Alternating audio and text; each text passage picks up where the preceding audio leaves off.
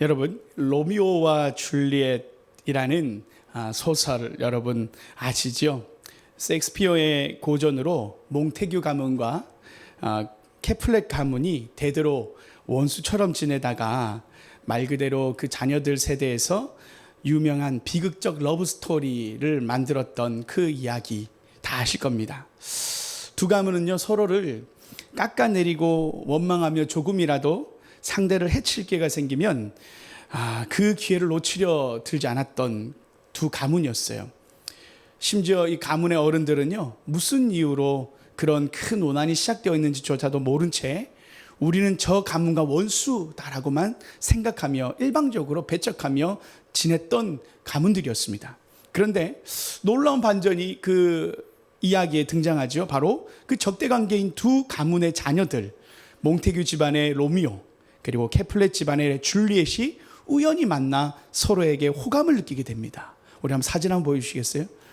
정말 이 모습이 얼마나 비극적 모습이에요. 사랑하고자 하는데 사랑할 수 없는 모습이 담겨있는 저 손바닥 마주치고 있는 저 우리 사랑 이루게 해주세요라는 그런 느낌 아닙니까? 로미오와 줄리엣 하면 여러분들이 생각하는 대로 이루어질 수 없는 사랑처럼 우리가 대명사로 이야기하죠. 처음에는 서로가요, 적대 가문인 줄 모르고 만났지만 알게 되면서 충격을 받아요.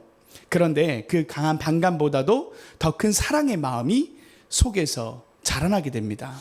그래서 몰래 만남을 지속합니다. 가문 간의 반대를 무릅쓰고 결혼까지 약속하게 되죠. 당연히 양쪽 가문에서는 난리가 납니다. 어떻게 원수 집안과 결혼을 하냐? 거세게 반대하죠.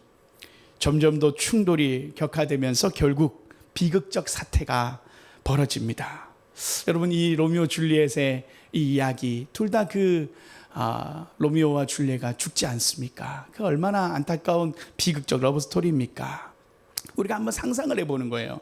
만약 둘이 사랑과 희생이 말 그대로 받아들여져서 두 가문이 화해하게 됐다면 상상해 보는 거예요.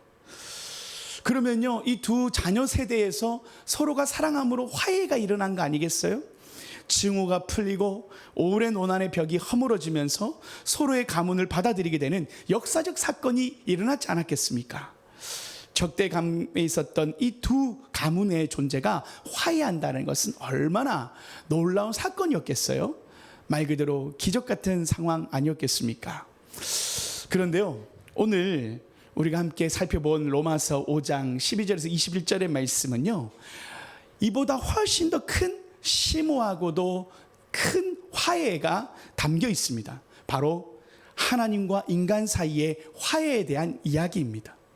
놀랍게도요, 성경은요, 우리 인간이 하나님과 원래는 심각한 적대 관계, 원수라고까지 하는 표현을 사용할 정도로 하나님과 우리 사이는 원수였다라고 성경은 이야기합니다. 여러분, 지난주 설교 말씀을 기억하시죠? 지난주 우리가 5장 1절에서 11절까지의 말씀을 한번 떠올려 보세요. 우리가 믿음으로 의롭다함을 받은 우리들이 하나님 안에서 받은 가장 큰 축복이 무엇이었다고 이야기했습니까? 그것은 바로 하나님과 원수되었던 우리가 하나님의 자녀가 되는, 말 그대로 하나님과 화평을 이루는 화목의 복을 우리가 받았다고 이야기했지 않습니까? 그것이 믿음으로 의롭다함을 받은 우리 그리스도인들의 가장 큰 축복이 바로 하나님과 화평하게 되었다라는 것이었습니다. 5장 10절 말씀 한번 지난주 말씀인데 한번 띄워봐 주시겠어요? 이 말씀 한번 읽어볼까요? 기억 한번 다시 되새기면서 시작. 우리가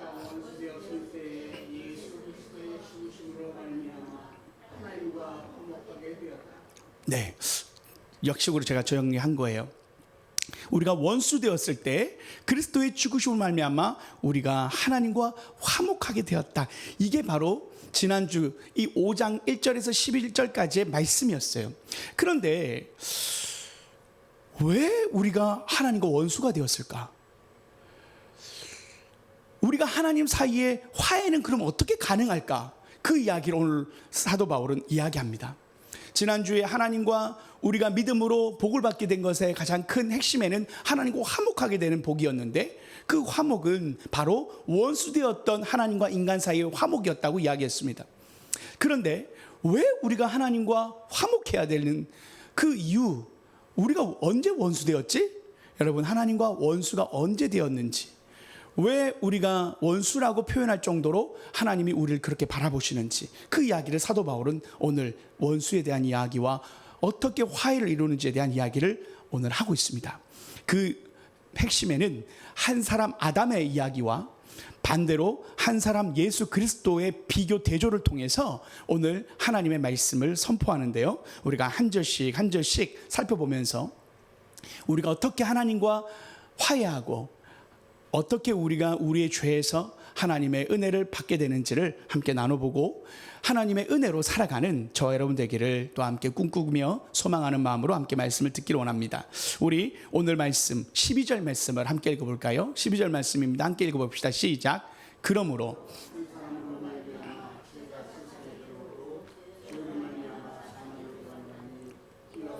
모든 사람이 죄를 지었으므로 사망이 모든 사람에게 이르렀느니라. 여러분, 여기서 한 사람, 12절 한번 띄워보세요. 그러므로 한 사람, 이 한 사람으로 말미암아 죄가 들어왔다라고 말하는 이 한 사람은 창세기 3장에서 말하는 바로 범죄한 아담을 이야기합니다. 아담이요, 죄를 지었을 때 개인의 차원에서 죄로 끝나는 것이 아니라 그의 모든 후손에게 파급되었다고 말하는 거예요. 다시 한번 본문 한번 보세요. 그러므로 한 사람으로 말미암아 죄가 세상에 들어오고 죄로 말미암아 사망이 들어왔다라고 말하면서 아담의 죄로 인하여 그의 후손들이 동일하게 죄가 전가되었다는 것을 이야기하죠. 이것을요, 우리가 종교개혁에 그리고 우리 통합치, 우리 장로교의 가장 중요한 웨스트민스터 신앙 소요리 문답이나 이런 칼빈의 어떤 사상들을 오늘 같이 함께 보면서 여러분, 우리가 동일하게 오늘 가장 중요하게 생각하는 이 죄에 대한 부분을 함께 살펴보고자 해요. 웨스트민스터 신앙 고백서 한번 보기를 원합니다. 여기 보면 이렇게 적혀 있어요. 아담과 하하가 전 인류의 대표자로 행동하였으므로 그들의 범죄의 죄책이 모든 후손에게 전가되었다. 이것이 이제 우리 신앙인들이 정리한 신앙 고백서예요. 거기에 바로 이렇게 적혀 있어요. 아담과 하하가 전 인류의 대표자로 행동하였으므로 그들의 범죄의 죄책이 모든 후손에게 전가되었다. 오늘 이 로마서의 말씀을 통하여 이 믿음의 고백을 하고 있는 겁니다. 여기서 전가라는 단어가요, 법적 용어에 가까워요. 누군가의 책임이 다른 이에게 넘어간다는 개념이 바로 전가예요. 우리가 죄를 직접 짓기 전부터 이미 아담 안에서 죄인인 상태가 되었다라는 것이죠. 우리가 많이 들은 원죄라는 단어가 바로 여기에서 있는 것입니다. 아담의 범죄가 인류 전체에게 전가되어 모든 사람이 태어날 때부터 죄인이 되었다라는 것입니다. 그래서 14절 말씀 한번 볼게요. 14절에 보면 그러나 아담으로부터 모세까지 아담의 범죄와 같은 죄를 짓지 아니한 자들까지도 사망이 왕노릇하였나니. 자, 여기 보세요. 아담으로부터 모세까지 율법이 있기 전부터 아담의 범죄와 같은 죄를 짓지 아니한 자들, 모든 사람들이 동일하게 사망의 죽음에 이르렀다라는 것, 이것을 동일하게 이 죄로 인한, 원죄로 인한 모든 사람들이 사망에 이르게 되었다는 것을 이야기합니다. 이게 성경에서 말하는 죄에 대한 이야기예요. 그래서요, 이 원죄에 대한 이 삶의 인간들의 상태를 신학적 용어로, 또 많은 우리가 성경적으로 유명한 칼빈은 이것을 전적 타락의 상태라고 이야기했어요. 이 전적 타락이라는 말을 여러분 우리가 한 번쯤은 들어봤을 텐데, 이것을 현재 죄로 인한 우리의 상태를 이야기합니다. 죄로 인한, 원죄로 인한 우리의 상태를 전적 타락의 상태가 되었다라고 이야기하는데, 이것은 당연히 이것은 모든 행동에 무조건 악을 행한다라는 그런 단어는 아니에요. 대신 인간의 모든 영역, 마음, 생각, 감정, 의지, 양심 등의 죄의 영향 아래에 있다라는 것을 전적 타락이라고 말합니다. 예를 든다면 이런 거예요. 한 방울의 잉크가요, 물 전체에 흐르게 하듯 죄가 인간 전체를 더럽히고 왜곡시켰다라는 거예요. 우리의 양심을 왜곡시킨다라는 거예요.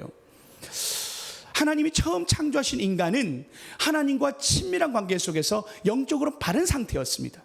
그런데 아담의 범죄로 인해서 인간과 하나님 사이에 관계의 단절이 일어났죠. 죄로 인하여 하나님과 인간 사이에 단절이 일어났어요. 그 단절된 상태에서 인간 본성은 이기적이고 자기중심적인 성향으로 기울어지게 됩니다. 이게 마치 빛이 사라지면 어둠이 자동적으로 찾아오는 것과 같습니다. 어둠과 빛과 연결이 끊어지면 인간 내면에 자동으로 죄의 어둠, 이기심과 악함이 들어오게 된다는 거예요. 이게 바로 죄에 대한 상태, 하나님과 우리 사이에 죄로 인한 단절이 일어났을 때 왜 우리가 죄에 악된 이 전적 타락의 상태가 되느냐? 이것은 하나님과 단절되어서 하나님의 빛을 받지 못한 인간의 상태가 바로 죄악된 상태로 살아갈 수밖에 없는 쪽으로 기울어져 버린 것을 바로 우리가 죄악된 상태인 이 전적 타락의 상태가 바로 우리의 상태라는 거예요. 이것을 웨스트민스터 소리 문답에 이렇게 또 이야기합니다. 사람이 타락한 상태란 최초의 죄로 인해 하나님과의 관계를 잃고 죄와 비참함 속에 있는 상태다라고 정의한 거예요. 사람이 타락한 상태, 현재 우리가 타락한 상태, 전적 타락이라는 상태가 원죄로 인하여 현재 우리 상태는 전적 타락의 상태가 있습니다. 최초의 죄로 인해 하나님과 관계를 잃어버렸다라는 거예요. 관계가 잃어버려지니까 어떻게 된다고요? 하나님의 빛이 우리에게 들어오지 않으니까 죄와 비참함 속에 살아가는 상태가 바로 우리 인간의 상태가 되었다라는 거예요. 이것을 쉽게 말하면 이래요. 아이들에게 아무도 가르치지 않아도 아이들은 죄성이 드러나죠. 아이들이 태어나자마자 이기적으로 울고 떼쓰고 자기 물건을 빼앗기면 펑펑 울거나 공격적인 반응을 보이기도 해요. 누가 너는 이기적이어야 한다라고 가르친 것이 아님에도 자연스럽게 자기 중심적인 행동을 하는 것을 통하여 인간이 태어날 때부터 죄성을 가지고 있다는 사실을 단적으로 보여주는 예가 됩니다. 그래서 사도 바울은 에베소서에서 이렇게 이야기했어요. 에베소서 2장 1절, 허물과 죄로 죽었던 너희를 살리셨도다. 말 그대로 우리가 죽어 있었다라는 거예요. 하나님께 대하여 죽어 있었다라는 거예요. 영적, 이 전적 타락 상태의 인간은 영적으로 죽은 자 같아서 하나님을 인식하거나 사랑할 수도 없고 선을 행할 수 있는 능력도 없었다라고 이야기하는 게 바로 우리의 상태, 하나님을 떠난 죄로 인한 원죄로 인한 우리의 상태였다라는 것을 이야기해요. 이것이 아담의 죄가 단순히 개인의 실패로 끝나는 게 아니라 모든 인류를 대표하는 언약적 대표성의 아래에서 행해졌기 때문에 모든 인간이 그 죄의 영향 아래 놓이게 되었다는 것을 이야기합니다. 그것을 15절 말씀 이렇게 얘기하는 거예요. 곧 한 사람의 범죄로 인하여 많은 사람이 죽었은즉. 이것이 성경 로마서에서 말하는 인간이 왜 죄된 상태가 우리에게 전가되었는가, 바로 아담의 그 대표성 때문이에요. 칼빈도 이렇게 기독교 강요에 이렇게 이야기해요. 인간의 본성이 전적으로 부패했으며 인간은 스스로 죄를 극복할 수 없는 전적 타락 상태에 놓여 있다. 이게 바로 존 칼빈이 말했던 전적 타락에 대한 이야기입니다. 여기서 전적 타락에 대한 이야기가 나온 거예요. 그래서요 17절 말씀을 보면 이렇게 적혀 있어요. 한 사람의 범죄로 말미암아 사망이 그 한 사람을 통하여 왕노릇하였은즉, 반대예요. 더욱 은혜와 의의 선물을 넘치게 받는 자들은 한 분 예수 그리스도를 통하여 생명 안에서 왕노릇하리로다. 자, 이제 아담에 대한 이야기를 했다가 반대되는 예수님에 대한 이야기를 사도 바울이 시작합니다. 왕노릇한다는 표현을 먼저 우리가 우리가 생각해 봐야 되는데, 우리의 삶을 어떤 세력이 완전히 지배한다는 뜻이 왕노릇한다라는 거예요. 아담의 불순종 때문에 사망이 왕처럼 지배했지만 예수님을 통해서 생명이 왕노릇한다고 방금 우리가 읽었던 17절 말씀에 이야기했어요. 다시 한번 읽어볼까요? 더욱 은혜와 의의 선물을 넘치게 받은 자들은 한 분 예수 그리스도를 통하여 생명 안에서 왕노릇하리로다. 우리가 예전에는 죄로 인하여 사망이, 죽음이 우리의 왕이 되었는데 예수님을 통해서 이제는 생명이 우리의 삶에 왕노릇하는 복을 우리가 받게 되었다는 것을 먼저 선포합니다. 이 말은 더 이상 죄가 우리를 지배하지 못하고 우리에게 생명과 의가 우리의 삶을 다스리는 데 상태가 바로 예수님 우리에게 주시는 축복이 되었다는 건데요. 어떻게 이 일이 일어났을까요? 어떻게 이 일이 이루어졌을까요? 19절 말씀이에요. 이것이 오늘 전적 타락을 역전시키는 예수님의 사역입니다. 19절 말씀 함께 읽어볼까요? 시작. 한 사람이 순종하지 아니함으로 많은 사람이 죄인 된 것 같이 한 사람이 순종하심으로 많은 사람이 의인이 되리라. 할렐루야. 여러분, 아담의 불순종은 모든 사람을 죄인 되게 만들었다면 예수님의 순종은 모든 믿는 자를 의롭다 하게 만드는 그 하나님의 능력을 예수님의 순종을 통하여 이루어졌다는 거예요. 그래서 웨스트민스터 신앙고백서에 동일하게 이렇게 나옵니다. 그리스도의 완전한 순종과 희생을 통해 죄인이 하나님과 화목하게 되었다. 이 화목은요, 단지 관계의 회복만이 아닙니다.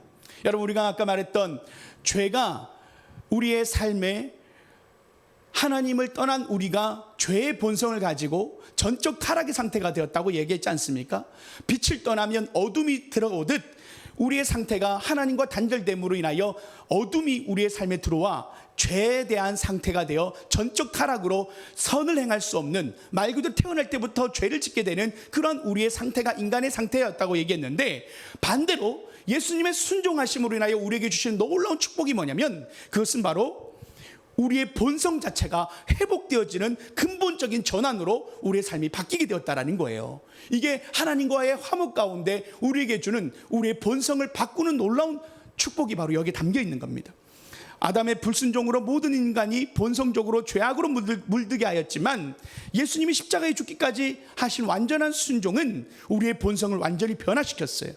예수님의 순종은 하나님과의 관계를 회복할 뿐만 아니라 인간이 죄로 기울어진 본성을 의롭게 기울어지도록 바로 성령님을 통해 우리의 본성을 바꾸는 능력을 우리가 가지게 되었다. 다시 말하면 죄로 죽었던 우리를 살리셨도다. 할렐루야. 여러분, 우리가요 살아날 수 있게 된 거예요. 이것이 하나님과 화목하게 되는 데 있어서 매우 중요한 요소예요. 예수님은 순종을 통해 이루어진 의와 생명의 지배, 이것을 구체적으로 성령을 통해 우리 안에 작용시키십니다. 우리 갈라디아서 5장 17절 말씀 볼까요? 함께 이 말씀 읽어볼까요? 시작. 육체의 소욕과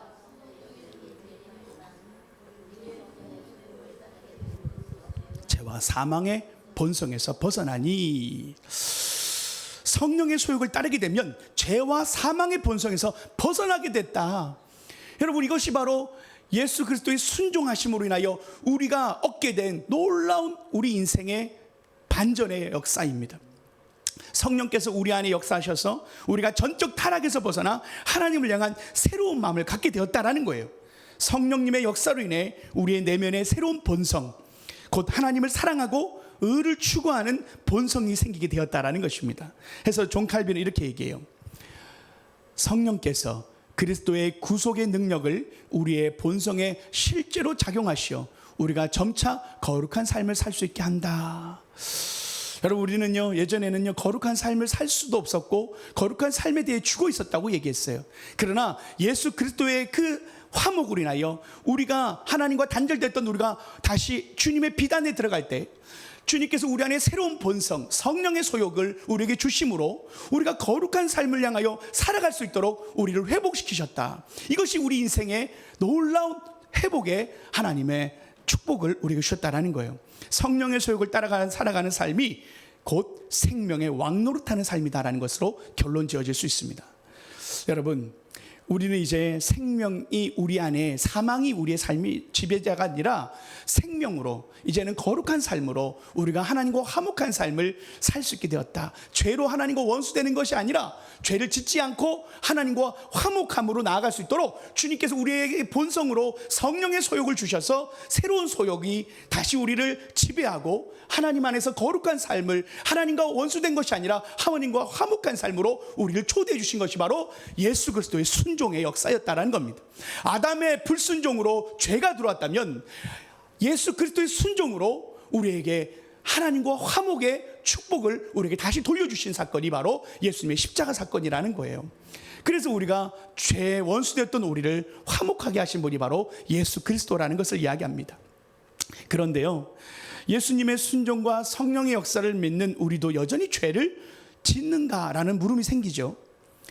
구원받은 뒤에도 옛 성품과 씨름하면서 넘어지고 실패하기도 하는 것이 우리 내 모습이에요. 그래서 웨스트민스터 신앙고백에서 이렇게 얘기합니다. 성도라 해도 죄와의 싸움에서 완벽히 벗어나는 것은 아니지만 점진적으로 죄를 이기게 된다라고 신앙고백서에 나와 있어요. 존 칼빈도 이렇게 얘기합니다. 구원받은 자라 해도 즉시 죄에서 완전히 해방되지 않으며 성화의 여정 속에서 계속 죄와 싸워야 한다. 이게 바로 우리 안에 거룩한 소욕인 성령의 소욕과 옛 본성인 죄의 소욕이 싸우는 과정, 그것을 우리는 성화의 과정이라고 말하고 영적 전쟁이라고 말해요. 그 과정을 우리가 거치면서 우리는 거룩해져가는 성화의 삶을 우리가 살아야 한다는 것을 오늘 성경은 이야기합니다. 동일하게 오늘 여러분 우리의 성품에 대한 부분, 우리가 왜 이렇게 죄를 짓고 나는 여전히 왜 이렇게 죄에 지배받고 살아갈까? 바로 우리 안에 죄된 본성이 있어서 그래요. 그래서요, 성령의 본성 가운데 우리가 성령의 소욕 가운데 살아가려면 우리가 빛 가운데 나가야 합니다. 빛 가운데 노출돼야 돼요. 기도의 자리, 말씀의 자리, 하나님의 말씀을 듣는 자리를 통해서 하나님의 빛이 우리에게 임하면 우리가 죄의 소욕에 기울였던 우리가 성령의 소욕 쪽으로 기울어지며 우리의 삶을 하나님 앞에 아름답게 드리고자 하는 살아있는 존재가 되어집니다. 여러분, 그것이 바로 우리가 살아가야 할 영적인 삶이에요. 그런데 오늘 우리의 삶은 참으로 방금 말한 것처럼 죄의 본성에 여전히 장악되어 있는 사람들이 있습니다. 그런데 오늘 주님이 우리에게 희망을 주세요. 말씀 20절입니다. 그러나 죄가 더한 곳에 은혜가 더욱 넘쳤나니. 죄가 더한 곳에 은혜가 더욱 넘쳤나니. 여러분, 죄가 더한 곳에 은혜가 넘쳤다라는 말씀은요, 우리의 죄가 깊어질수록 그 죄를 뛰어넘는 하나님의 은혜가 훨씬 더 풍성하다라는 겁니다. 여러분, 우리가 죄된 나 같은 죄인 살리신 그 하나님의 은혜를 찬양할 때 많은 사람들이 자신의 죄를 회개함으로 하나님, 나 같은 자도 용서하십니까? 그 은혜 가운데 나아갔던 많은 간증의 이야기가 우리가 들어왔던 이야기 아닙니까? 여러분, 주님의 은혜가 우리의 죄보다 크다라는 사실을 여러분 기억하십시오. 오늘 주의 은혜가, 죄가 더한 곳에 은혜가 더욱 넘쳤다라고 하시는 하나님의 사랑의 그 하나님의 선포가 우리의 삶에 있다라는 것이에요. 어느 도시에요, 뒷골목에 사는 한 청년이 있었습니다. 그는 어린 시절부터 부모에게 거의 버림을 받아 친척 집에서 전전하며 자랐어요. 그 과정에 충분한 사랑과 보호를 받지 못했겠지요. 주변 사람들은 늘 그를 무시하거나 함부로 대했습니다. 자연스럽게 이 청년의 마음에는 분노와 열등감, 원망이 가득 쌓이게 되었어요. 그리고 그는 사춘기를 거치면서 어차피 내 인생은 망했어 라는 생각에 자포자기하고 잘못된 친구들과 어울리면서 범죄나 폭력, 약물에 빠지며 살았습니다. 그런데 그런 그의 삶 속에 교회 어떤 한 자원봉사자를 만나게 돼요. 그분으로부터 예수님의 사랑 이야기를 듣게 됩니다. 처음엔 나 같은 놈을 누가 사랑할까? 라는 생각 속에 그냥 코웃음 쳤답니다. 그리고 그 봉사자를 무시했어요. 그런데 그 봉사자가 끝까지 포기하지 않고 꾸준히 찾아와서 음식을 나눠주고 의료 지원도 해주고 작은 선행과 따뜻한 말로 그의 마음을 두드렸던 거 아닙니까? 어느 날 이 청년이요, 봉사자를 따라 교회를 가게 됩니다. 그때 그 목사님의 설교 말씀을 듣게 되는데, 모든 사람은 태어날 때부터 죄인이며 타락한 상태에 있어 하나님을 등지고 살아갈 수밖에 없다라는 이야기를 듣게 됩니다. 그러나 예수님이 죄인의 자리에 대신해서 죽으셨다라는 이야기를 듣게 됩니다. 이 복음의 핵심 교리를 듣게 돼요. 처음엔 이 청년은 나 같은 인간도 구원받을 수 있는가라는 생각에 의심을 했대요. 죄가 아무리 깊어도 은혜는 더욱 넘친다라는 이 로마서 5장 20절 말씀을 듣고 갑자기 마음이 흔들린 것입니다. 죄가 아무리 깊어도 하나님의 은혜는 더욱더 넘친다, 나 같은 인간도 구원받을 수 있다 라는 이 말씀 앞에서 흔들린 거예요. 내 과거가 이렇고 지금도 남들에게는 쓰레기로 취급받는데 정말 예수님이 나를 위해 죽으셨단 말인가? 나를 사랑하신단 말인가? 이것이 그의 마음속에 계속 물음으로 맴돌게 됩니다. 시간이 흐르면서 이 청년은 교회 공동체 안에서 조금씩 하나님의 사랑과 수용을 경험하게 돼요. 매주 예배 때마다 말씀을 듣고 기도 모임에서 자신의 솔직한 고통을 나누다 보니까 눈물도 흘리는 겁니다. 그러면서 마음 한구석으로 새로운 변화가 움트기 시작해요. 과거에는 아무 꺼리낌 없이 거짓말을 하거나 폭력적 행동을 했는데 이제는 이런 행동이 하나님 앞에서 죄가 아닐까라는 양심의 찔림이 생기게 된 겁니다. 한편으로는 나는 절대 변하지 않아 라고 자학도 해보고 자신의 마음속에 죄책감으로 살아가기도 했지만, 교인들의 이 계속된 사랑과 또 그를 섬겼던 그 봉사자의 그 지도 속에서 조금씩 이 청년의 마음에 새롭게 살고 싶다라는 열망이 자라나게 됩니다. 그리고 성경을 읽다가 내가 아담의 죄로 인하여, 전적인 인간의 타락으로 인하여 내가 이렇게까지 망가졌구나. 그러나 예수님의 대속으로 내가 구원받고 성령으로 인하여 새 사람이 될 수 있구나 라는 새 사실을 깨닫게 됩니다. 결국 청년은 예수님을 개인의 구주로 영접하게 되고 세례를 받으면서 하나님, 제게 새 마음을 주세요. 타락했던 제 영혼을 당신의 성령으로 채워주세요 라고 기도하기 시작합니다. 물론 세례 후에도 거짓말과 폭력적 성향이 단번에 사라지지 않았어요. 그러나 전에 비해 훨씬 회개가 빨라지고 말씀을 통해 자기 죄를 발견할 때마다 가슴을 치며 돌이키는 모습을 나타내게 됩니다. 그리고 교회 봉사에도 지원하고 자원하고 어려움에서 돕는 일에 조금씩 참여하게 돼요. 그러니까 이제 과거의 친구들이요, 그에게 이렇게 얘기합니다. 너 왜 이렇게 바뀌었냐? 라고 물은 거예요. 그때 이 청년이 말합니다. 나도 잘 모르겠어. 예수님이 내 마음에 찾아오셨다고 설명할 수밖에. 할렐루야. 여러분, 우리의 삶에도 이런 변화가 지금도 일어나고 있음을 우리는 알고 있어요. 오늘 제가 이 말했던 정적인 타락, 원죄, 어려운 이야기예요. 오늘 사도 바울이 로마서에 다뤘던 이 이야기는 상당히 어려운 논리의 신학적 사상을 가지고 있어요. 그런데 여러분, 이것을 어렵게 생각할 것이 아니라 이 청년의 삶을 통하여 여전히 우리가 왜 내가 그렇게 살 수밖에 없었고 나는 어떻게 살아가야 되는가에 대한 이 방향성을 여러분 우리가 오늘 설정한다면 오늘 이 말씀이 우리에게 주는 가장 큰 유익을 받게 되는 것입니다. 예배와 말씀 묵상, 기도의 삶에 대하여 여러분 멀리하지 마십시오. 그러면 빛이 임하면 어둠이 물러가듯 우리가 빛을 잃어버리면 어둠 가운데 빠질 수밖에 없어요. 하나님과 관계가 끊어지면 어둠이 자동으로 들어온다는 사실을 명심해야 합니다. 여러분, 그래서 이미 너무 늦었다, 나는 절대 안 변해 라고 여러분 판단하기보다는 복음의 능력, 성령의 능력을 신뢰하십시오.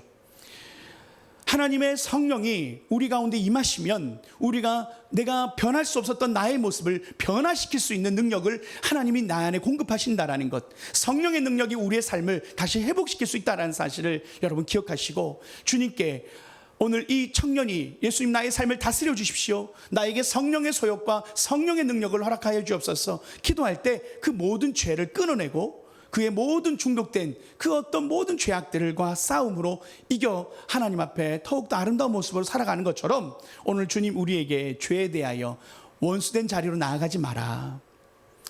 하나님과 원수된 자리를 사랑하지 말고 하나님과 화목한 자리로 나아가라.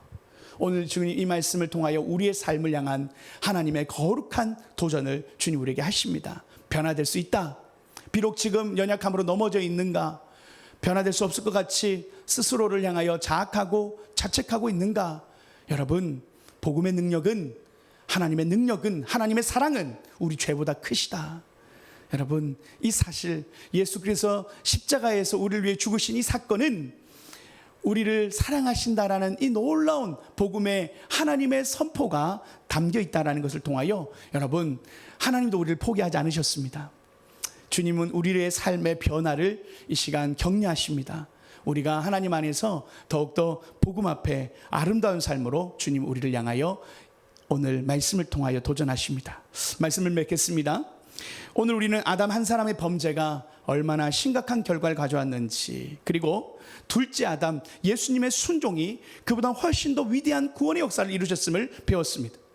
아담의 죄가 원인이 되어서 우리 모두가 전적인 타락의 상태가 되었고 영적으로 죽은 존재였으나 예수님의 순종으로 말미암아 죄와 사망의 권세가 끝나고 옛본성 죄성과 싸워 이길 수 있는 능력을 얻게 되었다라고 오늘 말씀은 전합니다. 사랑하는 성도 여러분, 우리는 이제 더 이상 죄의 지배 아래 있지 않습니다.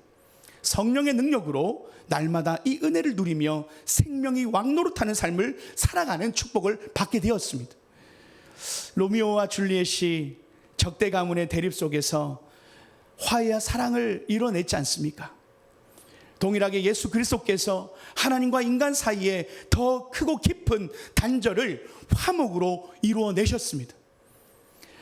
아담은 우리의 삶에 원죄를 가지고 왔지만 예수 그리스도는 우리의 삶에 하나님과 화목을 이루셨습니다. 그 화목을 이루신 예수님을 찬양합니다. 사순절 기간 우리가 예수님께서 왜 십자가에 달려 돌아가셨는지, 그가 이 땅에 왜 오셨는지를 더 묵상하시며 그분이 나와 하나님 사이를 화목하기 위하여 그분이 십자가에서 순종하셨다는 사실, 여러분 나를 위하여 그분이 그 어려운 길을 순종하심으로 걸어가셨다. 우리를 살리시기 위하여, 우리를 죄와 사망의 권세로부터 살리시기 위하여 그분이 죽음으로 우리를 위하여 그 십자가의 길을 걸어가고 순종하셨다. 아담은 실패했지만 둘째 아담이었던 예수님은 순종함으로 우리를 살리셨다. 그분이 이루신 구원의 은혜, 이 복음의 은혜를 우리가 찬양함으로, 감사함으로 우리의 삶을 주님께 영광으로 올려드리기를 축복합니다. 함께 기도하시겠습니다.